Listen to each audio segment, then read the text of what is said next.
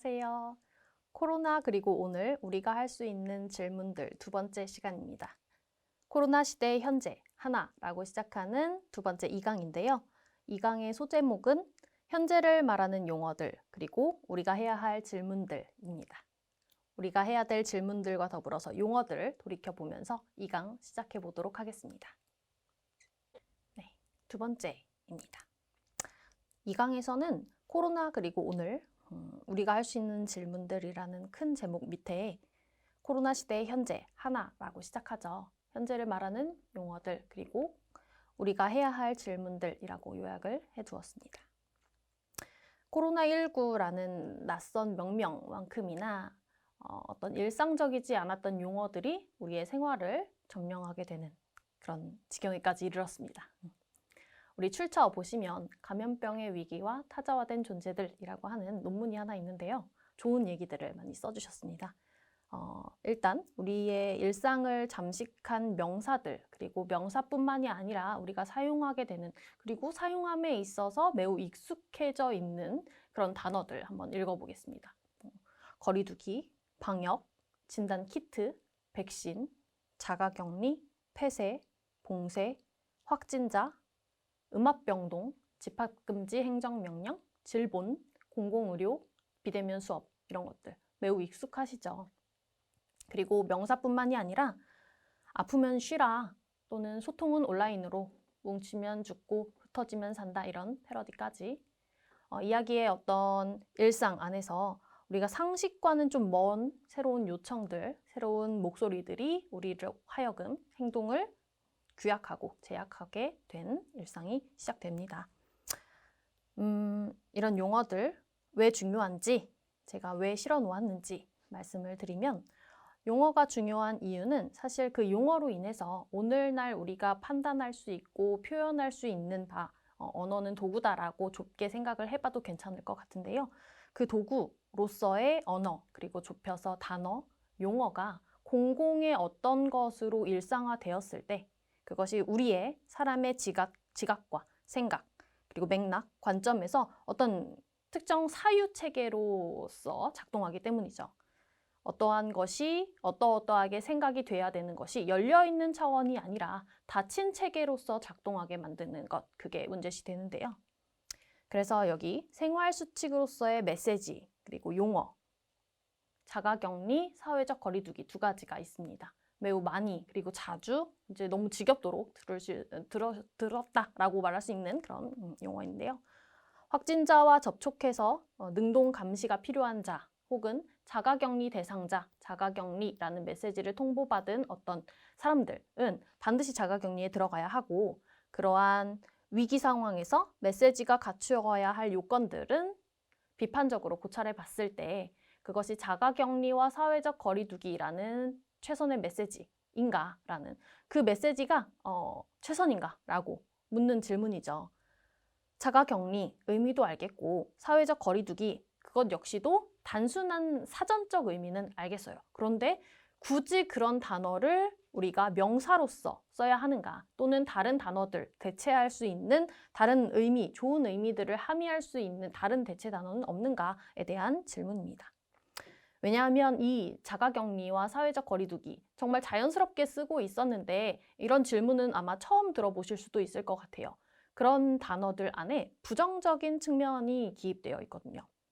정부와 보건당국이 현재 개인에게 해줄 수 있는 조치가 사실은 이 두 가지인 거죠. 자가격리와 사회적 거리두기. 왜냐하면 우리가 코로나19 상황에서 병리적으로 완치의 개념으로서 해당하는 치료제 의 개념, 그런 것들이 오늘날 지금 여러 차원에서 시도는 되고 있지만 그것이 정답이다라고 할 수 없는 상황이죠.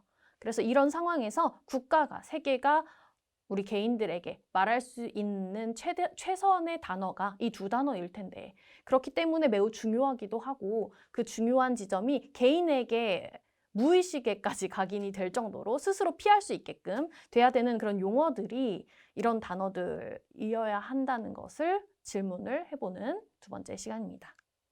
그래서 이 조치가 내 사회적 삶을 포기하지 않는 한 어떤 것을 걸리지 않는 그 바이러스의 되게 안전지대에 있다는 그것을 사실은 보장해주지는 않죠. 거리두기를 잘 한다고 해서 안 걸리는 것도 아니고요. 자가격리를 했다고 해서 그 특정 위험군들을 집안에 가뒀다고 해서 코로나가 없어지는 건 아니죠. 그에 대한 질문들을 하고 있습니다. 위기 상황에서 용어의 선택은 진지한 숙고와 고도의 전략적 사고를 통해서 이루어져야 한다. 위기 상황에서 당국은 대중을 향해 짤막한 문구의 메시지를 전달하게 마련이다. 근데 이런 맥락은 알겠어요. 왜냐하면 용어가 길고 장황하면 그에 대한 의미가 한 번에 들어오지 않고 직관적으로 우리가 행위로서 바로 연결함에 있어서 그 안에 개인적인 생각들이 들어가기 때문에 사회의 입장에선 좀 좋지 않을 수는 있어요. 그러나 여기서 말하는 바는 무엇이냐면 문제의 현상, 가령 사회적 접촉을 자제해야 되는 현상 이런 것들을 말할 때 어떤 용어를 사용하느냐에 따라서 그것이 이제 달라진다는 거죠. 어떤 단어의 선택이 그 단어가 함의하고 있는 맥락까지도 같이 전달하고 있기 때문에 우리가 생각하는 단순한 의미가 아니라는 건데 여기서 말하고자 하는 것은 단순한 어휘의 교체 이런 것들이 아니라 그 어휘 선택에 있어서 위기 상황에서 특별한 문제적 상황을 조금 더 심화할 수 있는 요지들을 우리가 좀 더 깊게 사유를 하고 그 깊은 사유를 통해서 선택된 용어가 우리에게 진정한 용어로서 그리고 앞선 걱정들을 조금 더 잠재울 수 있는 용어로서 기능하진 않을까라는 맥락을 말하고 있는 겁니다. 그래서 여기는 자가격리라는 용어가 단지 격리만을 요구하고 있으며 다른 것과 통하지 못하게 어떤 사이를 막거나 떼어놓음이라는 격리라는 단어에 집중을 해서 문제 제기를 하고 있습니다. 그래서 배제와 단절은 내가 스스로 타인과의 관계를 끊거나 또는 타인이 주체가 돼서 나라는 타자의 관계를 끊어냄을 말하는 것인데 그것이 우리들의 얘기가 됐을 땐 크게 문제가 되지 않더라도 우리의 바깥에 있는 사람의 기준들을 두고 얘기를 해본다면 그것이 또 하나의 혐오의 양상을 조장할 수 있는 용어, 그 맥락이 있다는 거죠. 그래서 강제와 개입이라는 말을 끌어오면서 여기에서는 개입주의 또는 간섭주의의 모델과 연결될 수 있는 용어다라고 지적하고 있습니다. 그렇게 이야기를 듣고 다시 한번 발화를 해보니 매우 폭력적인 말로 들리죠. 자가격리라니. 감히 누가 나를 격리해? 그것도 앞에 자가가 붙어요. 내가 스스로 나를 스스로 격리해야지 라고 생각하지도 않았는데 타인이 나에게 넌 자가 격리해야 돼 라고 했을 때 그 사람이 나를 격리시키는 거지 왜 내가 스스로 격리를 결정한 것처럼 얘기를 하지? 라고 들리는 것이죠. 사회적 거리두기 역시도 감염 확산 방지를 위한 거리두기보다 모호한 용어이죠. 왜냐하면 짧고 간략하고 그 의미 전달이 확실한 용어를 국가가, 사회가 선택했을 확률이 높아요.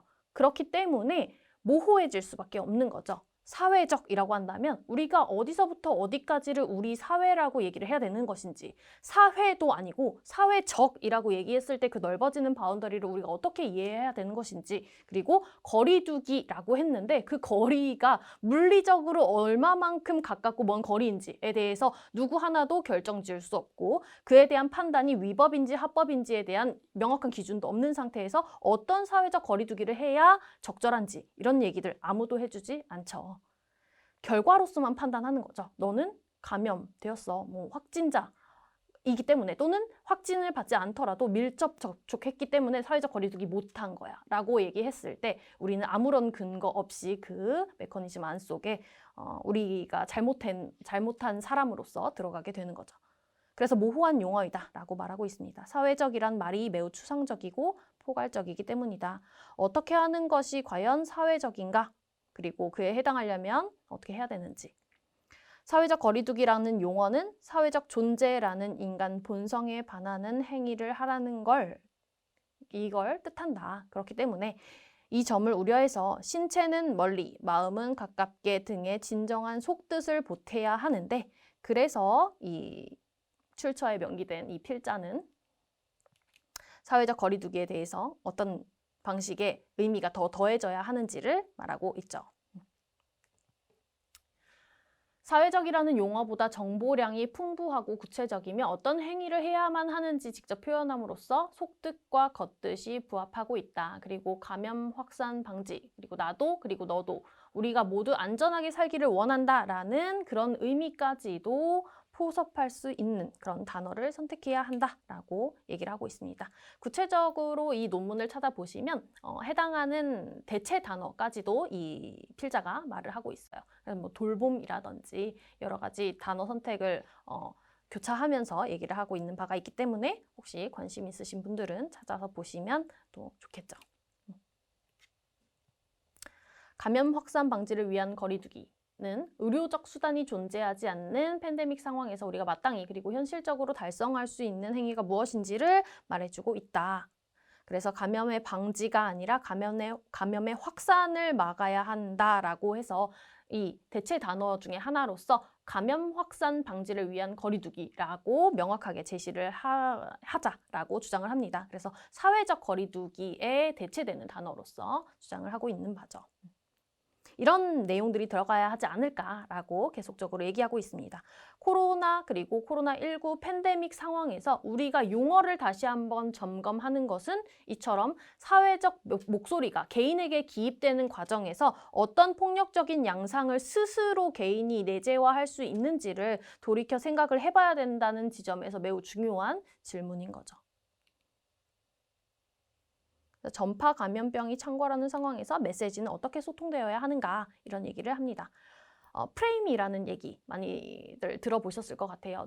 나한테 그런 프레임 씌우지 마. 이런 식으로 활용을 하죠. 그랬을 때 사람이나 어떤 사람의 생각하는 사유 양상, 내가 보고 판단하는 지각의 양상 이런 것들을 특정 맥락이나 관점의 전제를 깔아두고 그 가정하에 생각할 것이다 라고 씌우는 어떤 가정, 사회적 가정 또는 공동체적인 얘기들을 프레임이라고 말할 수 있는데요. 이 프레임을 벗어버리고자 용어에 대한 점검을 해야 되지 않을까라는 얘기들을 이 논문에선 하고 있습니다. 인식적인 그리고 실천적인 참여와 협업을 유도하고 강화하는 방식으로 소통이 이루어져야 하는데 그러기 위해서는 우리가 사용하는 단어, 특정 시대에 정해진 용어들을 점검해야 한다는 것이죠. 그래서 우리가 활용하는 용어, 단어에 대한 점검, 사회적 거리두기와 자가격리 두 가지를 통해서 봤는데요. 코로나 상황을 고찰할 수 있는 맥락이 있어서 네 가지를 가지고 왔습니다. 사회적 거리두기와 자가격리라는 단어를 통해서 우리가 먼저 알 수 있는 부분들이 뭐냐면 코로나 그리고 코로나를 위시한 여러 전염병은 누구나 걸릴 수 있다는 거죠. 앞서 1강에서도 보셨다시피 우연적으로 그리고 아무리 지침에 대해서 모범적으로 잘 지키는 개인이라 하더라도 걸리지 않는다는 보장은 없는 것이고 그것이 또 한 번 누군가가 걸렸다고 해서 도덕적인 판단을 감히 해야 된다, 하지 말아야 된다 이런 판단조차도 할 수 없는 지점이라는 것. 그리고 의료 시스템 자체를 흔들 수 있는 그런 위험 상황들, 그리고 이기적 행위와 이타적 행위로 우리가 항상 구분해서 이성적이라고 생각했던 바를 뒤흔들 수 있는, 사실은 여러 개념 자체를 다 흔들어 버릴 수 있는 그런 코로나 상황에 대한 고찰이 이 맥락에서는 가능한데요. 용어를 돌이켜 봄으로써 이런 것들이 가능해집니다. 첫 번째, 누구나 걸릴 수 있다라고 해서 이 신종 감염병이 이제 특정 지목 대상의 어떤 사람들만이 점유해서도 안 되는, 병을 점유한다라고 하면 약간 이상하게 들릴 수도 있는데요. 특정인만 걸리는 병이 또 있다는 맥락에서는 그 사회적 계층이라든지 어떤 상황 안에서도 또 한번 논의할 수 있습니다. 우리가 회차를 거듭하면서 또 얘기가 될 텐데, 누구나 걸릴 수 있다라는 말은 너도 나도 감염에서 자유로울 수 없어 라는 맥락과 더불어 특정 상위, 경제적 상위 계층 또는 특정 직군에만 그 병이 돌 때 우리가 문제적인 상황으로 인식해야 된다라는 말까지도 함의하고 있다고 봐야 합니다. 그래서 도덕적인 책임을 물을 때 어떤 특정 공동체가 공격당해서는 안 된다는 맥락이죠. 이런 상황이 있습니다. 우리 감염되지 않은 상황에서 이상적인 판단을 내릴 수 있는 그런 사례가 하나 있습니다. 마스크가 답하지 못한 질문들이라는 책인데요. 이 책 역시도 여러 사람의 경험과 생각들, 코로나 시대 팬데믹이라는 어떤 상황 안에서 어떻게 우리가 행동하고 생각해야 되겠다라는 여러 사람들의 얘기들을 모아서 엮어놓은 책입니다. 그 중에서 하나의 사례인데요. 안식년이었다라고 생각하죠. 이 사람이 어느 정도의 강좌가 듣고 싶어서 강좌를 검색했고 수강료가 비싸지 않은 걸 찾아서 국공립시설에서 운영하는 강좌를 신청했다. 개인적인 경험을 풀어내고 있어요. 이 사람 아직 감염되기 전이고요. 이후에 이제 감염된 이후에 인식이 바뀌는 부분을 경험적 진술로서 풀어내고 있어서 재밌어서 가지고 와봤습니다. 누구나 걸릴 수 있고 도덕적 책임에서 자유로울 수 없는 그 인식적인 부분을 경험으로서 잘 풀어냈으니 한번 천천히 살펴보겠습니다. 그래서 코로나 상황임에도 불구하고 이러저러한 클래스 듣고 싶어 라는 분들 많으시죠. 그래서 뭐 넷플릭스 듣고 나서도 혼자서 넷플릭스를 소화하는 것 말고도 그 이후에 어떤 독서 모임이라든지 영화를 보고 얘기할 수 있는 모임이라든지 그런 모임들이 잦진 않아도 뭐 5인 이하로 구성된 어떤 모임들을 찾아서 유료로서 돈을 내고 모여서 얘기하시는 특정 고급 살롱 문화 이런 것들 되게 잘 팔린다고 하거든요. 그런 것들 왜 하는지 이 사람을 통해서 우리 다 같이 공감할 수는 있겠죠. 그래서 코로나19와 함께 개강은 한없이 연기됐고 몇 해 전부터 안식년 소망으로 아껴온 수어 강좌도 함께 알아봤다. 그런데 계획은 번번이 어그러졌다 하면서 나에게 있어서 요맘때만큼은 코로나19가 약간 멀게 느껴졌다라고 실어놓고 있고요. 불안이 덜했다라고 말하고 있죠. 해야 하는 일도 돌봐야 하는 사람도 없었던 덕분이다. 타인의 불안이 과하다고 느껴질 때가 많았다. 우한폐렴이라는 말을 고집하면서 봉쇄를 요구하는 목소리 이런 것들 굳이 그래야 하는가라고 생각했던 거죠. 그래서 신천지가 마치 범죄 집단인 듯 그 비난하는 목소리에도 그랬고 불안에 동참하지 못하는 것이 죄스럽게 느껴질 때도 있었다. 대구의 동료 활동가들이 마스크나 손소독제와 같은 그런 방역 물품이 부족하다고 막 뉴스에서 얘기하고 떠들어댈 때도 청도 대남병원의 첫 사망자가 나왔을 때도 아이나 노인과 함께 사는 이들이 어쩔 줄 몰라서 경황이 없을 때 등등 재난 현장에서 혼자 빠져나온 것처럼 그렇게 생각이 됐던 거죠. 그냥 부끄러움에 해당되는 어느 정도의 감정을 가지고 있었다.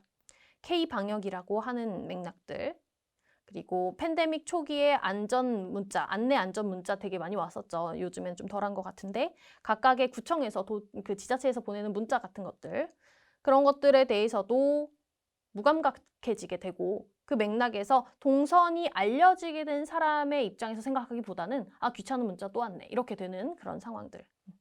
누가 나를 이 위험에 빠뜨릴지 모른다는 생각 그리고 잠재적 가해자가 되는 그런 상황들 실어놓고 있습니다. 휴대전화 위치 정보와 카드 사용 내역 등을 활용해서 철저히 동선을 파악하겠습니다. 라고 하는 지자체의 목소리, 기지국 접속 정보를 확보해서 접속자를 놓치지 않겠습니다. 밀접 접촉자로 분류되어서 자가격리하는 사람들이 이탈하지 않도록 안심밴드를 채우겠습니다. 등등의 얘기들. 방역을 앞세운 정부의 조치에 여러 문제가 있었지만 사람들은 기꺼이 그 문제들을 감수할 태세였고 심지어 그렇게 했죠. 지금도 그렇게 하시고 계시죠. 우리 수기로 작성하는 부분에 있어서 개인정보 동의 그냥 쉽게 하시고 우리 번호 그냥 쓰시고 QR코드도 쉽게 스캔하시고 이런 사람이 코로나19에 감염될 때 자신의 몸보다 타인의 시선을 더 염려한다는 연구 결과를 봐도 안타깝기만 한 코로나19 확진자는 아직 치료 방법이 밝혀지지 않고 질병을 앓게 된 사람이더라도 후유증이 남는다. 이런 것들 사실은 더 거리두기, 우리 사회적 거리두기를 말하는 그 거리두기가 아니라 정말 객관화해서 이런 뉴스가 나왔네? 라는 정도로 받아들였다는 거죠. 내가 혹시 확진자라는 걸 알까봐 또 쉬쉬하게 되는 그런 상황들. 나는 그러지 않을래 라고 얘기를 하고 있죠. 그런데 이 사람이 자가격리를 하게 됩니다. 내가 자가격리를 이제 이 이야기를 나의 이야기로 한번 생각해 봐 주시면 또 한번 우리가 생각지 못했던 부분에 대한 질문을 던질 수 있겠는데요. 네, 아까 이것저것 클래스를 찾아다닌다고 했죠. 그 사람이 드디어 수어 전문 교육원에서 수어를 배우기 시작합니다. 그래서 입모양과 얼굴 모양 모두를 사용하면서 근데 마스크를 쓰면서 그 교육을 듣는데 어려움이 있었다라고 얘기를 하는데 어느 날 갑자기 이태원 클럽 확진자가 다녀갔고 그 다녀간 수어 클럽에서 모두가 멤버가 다 같이 코로나 검사를 해야 되는 상황이 벌어지게 된 거죠. 그래서 아슬아슬하게 긴장이 이어지던 어느 날 수강생 중 확진자가 생겼다는 연락을 받았고 수업이 멈췄다는 아쉬움보다 확진 판정을 받은 누군가에 대한 걱정보다 내 동선이 더 신경 쓰였다. 나는 그러고 있었다. 라는 고백을 그대로 싣고 있죠. 실제로 저도 자가격리를 해보았는데요. 특정 외부 수업에서 마스크를 쓰고 진행했음에도 불구하고 몇몇 사람들이 거기에서 배달 음식을 시켜서 나누어 먹었고 저는 먹지는 않았지만 그 상황에서 매우 걱정되는 일들이 있었죠. 뭐 제가 혹시라도 눈을 비비지 않았을까, 마스크를 잠깐 내려서 물 한 모금 마셨는데 혹시 그게 문제시 되지 않을까라는 생각들이 먼저 들었고요. 특정 사람이 확진돼서 그 사람이 걱정되고 어디 아프냐, 몸 잘 추스려라 라는 말은 했지만 그럼에도 불구하고 동시에 드는 생각은 그러면 내 가족들은 어떡하지?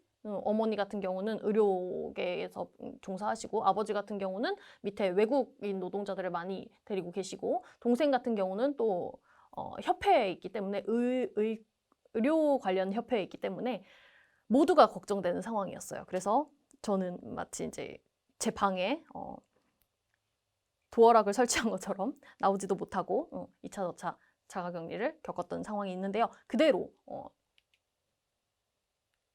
이 글처럼 느꼈습니다. 한번 같이 보시겠습니다. 아마 이 영상을 보시는 분들 중에서 자가격리를 경험하신 분들도 있으시겠고 정말 운 좋게 경험하지 못하신 분들도 있을 텐데요. 주변에서는 아마 많이 들어보셨을 것 같아요. 근데 이런 상황에 직접 마주하게 되면 각각의 지자체에서 나오는 어떤 지침들이 조금씩 다르긴 해요. 그런데 제가 있었던 지자체 같은 경우는 마치 제가 막 방사능 피폭된 사람처럼 체르노빌에서 볼 수 있을 법한 그런 의료 폐기물 봉투를 수십 장을 주고요. 그에 대한 저에게서 발생한 모든 쓰레기를 그 안에서 넣고 그 쓰레기조차도 외부로 방출이 안 되게끔 했고 그리고 또 어플을 설치하면서 내 위치가 항상 집안에서 화장실을 가도 보고가 되게끔 그렇게 되어 있었는데요.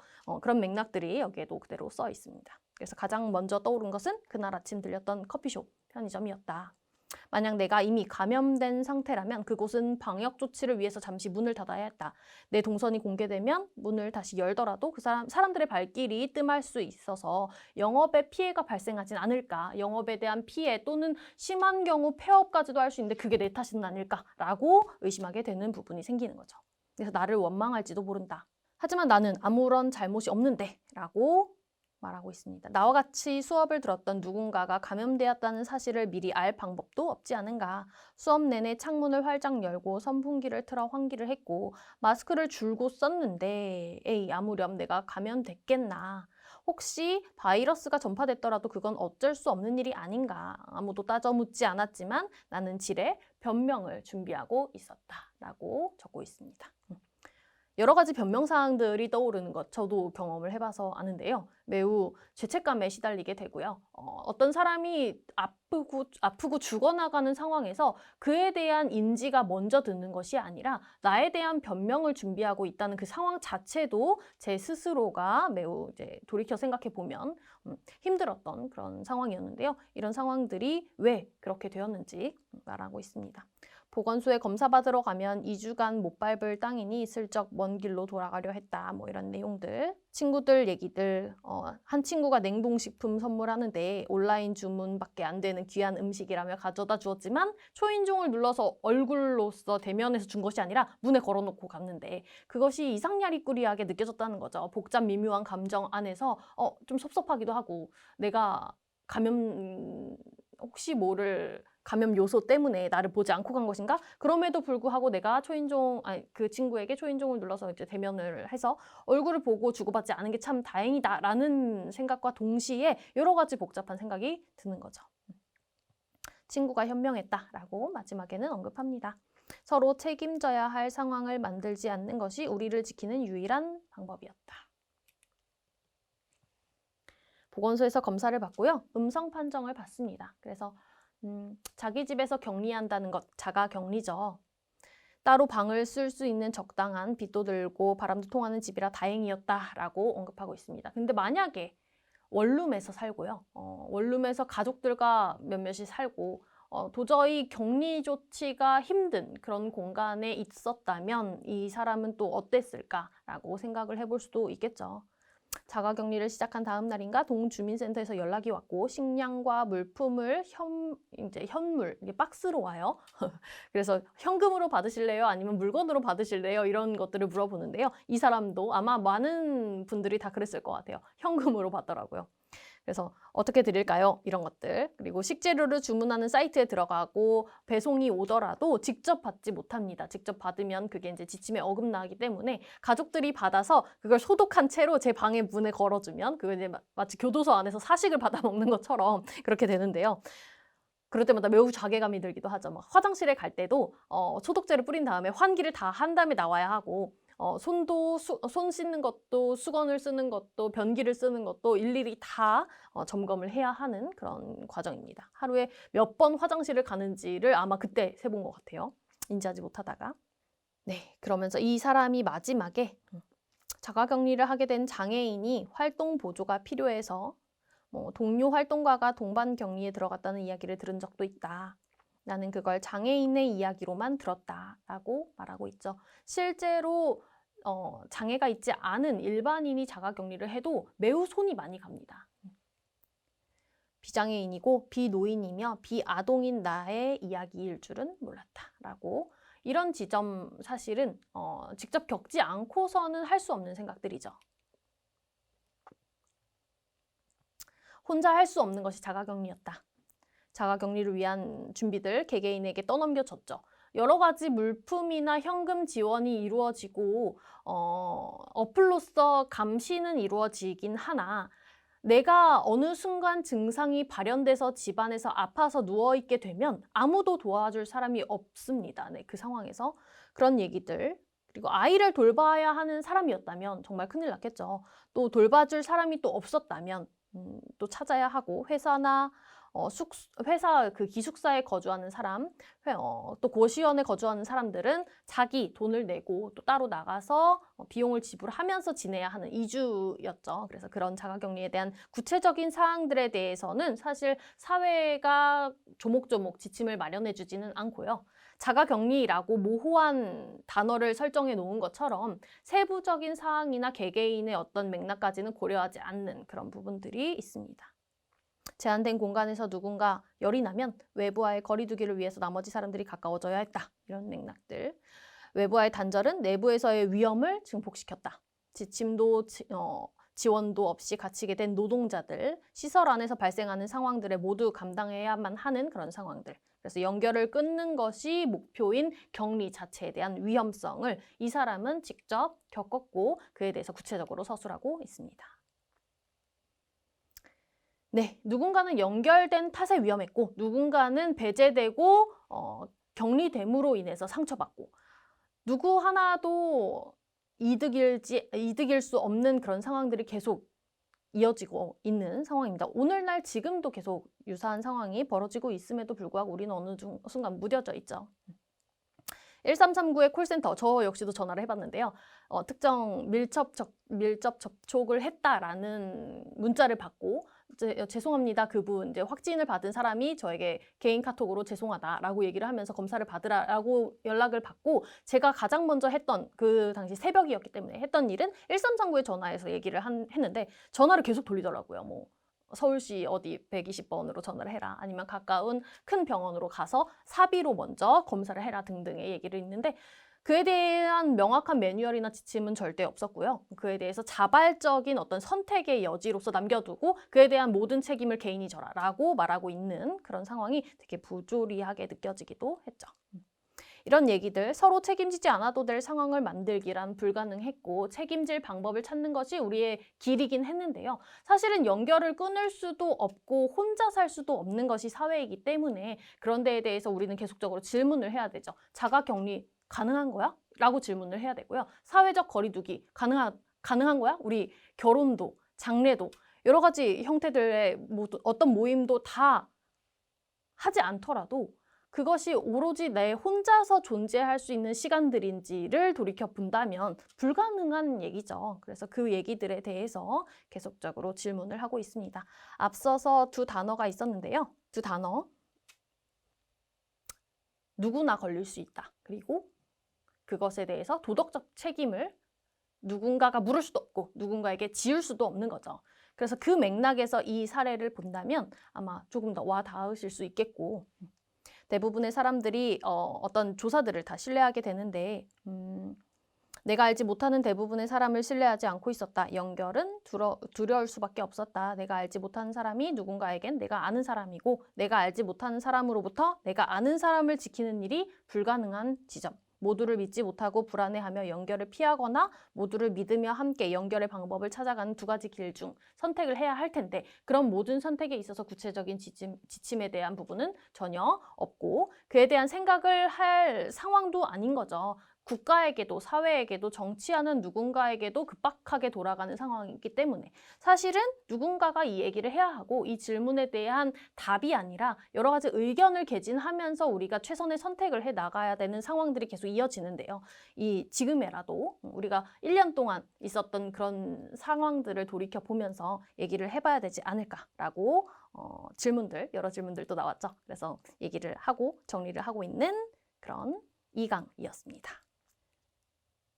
네, 이어지는 질문들도 많습니다. 그런데 이 질문들 나중에 3강과 더불어서 또 할 수 있는 얘기들이 있거든요. 그래서 그 부분에 있어서 3강 가서 함께 얘기해 보도록 하겠고요. 이 2강의 마지막에는 드라마가 하나 있어요. 지정생존자라는 드라마인데요. 이게 원래는 미드였죠. 그런데 이제 한국판으로 리메이크가 돼서 나온 드라마입니다. 여기서는 대통령으로 나오지 않고 권한대행이라고 하는 60일 동안 이 지진이라는 배우가 권한대행을 하면서 국가에 대한 원론적인 질문들을 던져요. 과연 국가가 그런 것입니까? 정치가 그런 것입니까? 그래왔던 청와대 비서진들의 얘기들을 다 몰살하고 나는 꼭 그래야만 합니까? 또는 시민들에게 그래야만 하는 것입니까? 라는 부분에 대한 질문들을 계속 던지고요. 스스로 답을 제시하는데 그 답에 대한 부분이 매우 정의로워서 명쾌해지기도 하고요. 오늘날 코로나라는 재난 상황과 유사할 수 있는 특정 국회의사당이 무너지는 그 재난 상황과 더불어서 우리가 또 한번 국민, 국가 그리고 또 세계에 대해서 생각해 볼 수 있는 지점이 있지 않을까 해서 이 부분 짧은 영상으로 가지고 왔습니다. 짧은 영상 감상하시면서 국가의 역할이라든지 우리의 권리 그리고 앞서 보셨던 여러 용어들에 대한 생각까지 한번 환기하시고 3강으로 이어보도록 하겠습니다. 양진만 대통령의 시정연설이 열리고 있는 국회에서 폭발물로 인한 테러가 발생해 국회의사당 본관 건물이 붕괴되는 참사가 발생했습니다. 정부 조직법 26조 1항에 의거 장관께서는 대한민국 대통령의 모든 권한과 직무를 위임받게 되셨습니다. 전이 상황이라고요. 전시 상황 언론이야. 공정적으로 전할 일이 아니에요. 정치 경력도 없고 안보라군 군필 경력이 다인 권한대행에게 자신의 재산과 생명을 맡길 수 있을까요? 일본 해상 자위대 소속 이지상. 일본은 오늘 테러를 한반도 전쟁 위기로 규정한 것 같습니다. We must go to DEFCON 2. 사실입니까? 북한 잠수함이 사라졌다는 게. 시간이 없습니다, 박대. 데프콘2 격상 승인하세요. 북한입니다. 폭발물이 발견됐습니다. 알파 해체? 폭발물을 기둥이나 내력벽에 설치하고 폭파하는 방식입니다. 도발이라고 보기엔 지나치게 조용해요. 만약 누군가 우리가 북한을 의심하도록 일부러 설계한 거라면요. 리튬에 중독된 어피류가 발견됐어요. 잠수함이 사라진 다음이에요. 리튬 배터리. 북한 잠수함 동력원이에요. 리튬 배터리. 잠수함 침투가 아니라 침몰이라면 어떻게 되는 겁니까? 지금 확인도 안 된 불확실한 사실에다가 국민의 생명과 안전을 걸겠다는 겁니까, 박대? 방법이 없네요. 북한이 입증해주는 수밖에. 공화국 잠수함의 현재 위치, 좌표를 갖고 있다고 했습니까? 2호 전투태세 해제해 주시겠습니까? 북한이 한라인 전화를 끝까지 거부했다면 어떻게 할 생각이었습니까? 이 자리는 어쩌다 한 번의 개인기로 세상을 구하는 영웅이 필요한 자리가 아닙니다. 배대해 보시겠습니까? 존경하는 국민 여러분, 안녕하십니까? 대통령 권한대행 박무진입니다.